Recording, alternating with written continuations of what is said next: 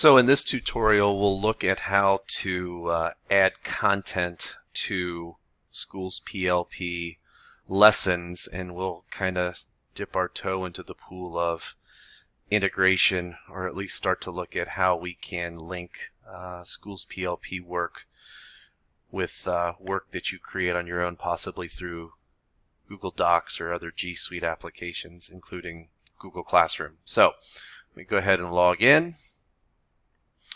Once I'm logged in, let me click on my high school civics and government course. I'm going to go over to the right to course setup. There's the yellow caution tape, and then I'm going to go back to open the course editor, and that'll open up in a new tab. So once I'm into my course, just remember that if you go all the way down to the bottom, there is a button for adding activity or add an activity. So when you open up this window, you can see there are all different types of possibilities. You can create a new folder, you can go to the School's PLP library, you can add assessments, assignments, etc.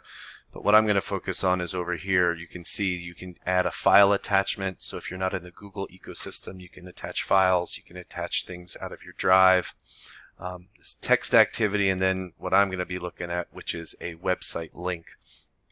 So as we talk about what's the best option with, do you integrate another layer with a feature like Google Classroom, or do you stay within the confines of School's PLP? This is just really not to provide an opinion on that, but to show you what you can or can't do. So for example,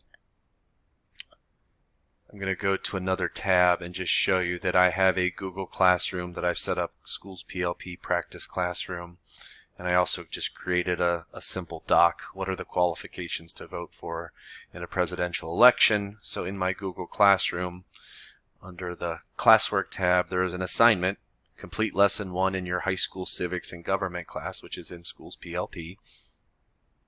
And so what I did here is I just put in a hyperlink directly to the School's PLP login page. I'm still kind of experimenting, but when I tried to give or provide a hyperlink or a URL directly to the lesson page, it would not accept that. So that would be convenient to be able to go to directly where you need to go to, but you can very easily insert a URL which instructs the students through Google Classroom to go right to the School's PLP login page. And then I have created an assignment within that where they are going to complete this additional document. So just to go back to School's PLP, just to show you within this course, I can say, all right, so I want them to go directly to a Google document. So if I go to my Google Doc and I right click and copy that URL, go back to my class editing feature and add, if I click on website link, and this is presidential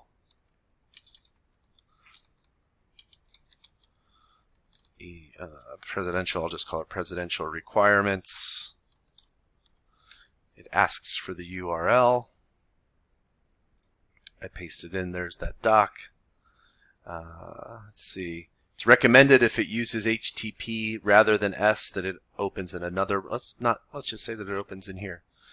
So now I added that, and there it appears at the bottom of my list. There's my presidential requirements doc. If I want to see what that looks like, 3 dots and the preview button, there it is, and it's inside of the School's PLP ecosystem, if you will. So kind of nice. So that's one thing that you can do. The other thing to look at will be if I go back here,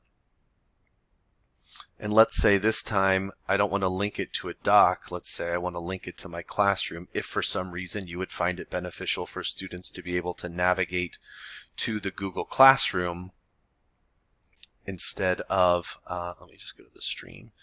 To go to the classroom, if I just copy that URL, if I go back to the class editor, I'm going to add an activity.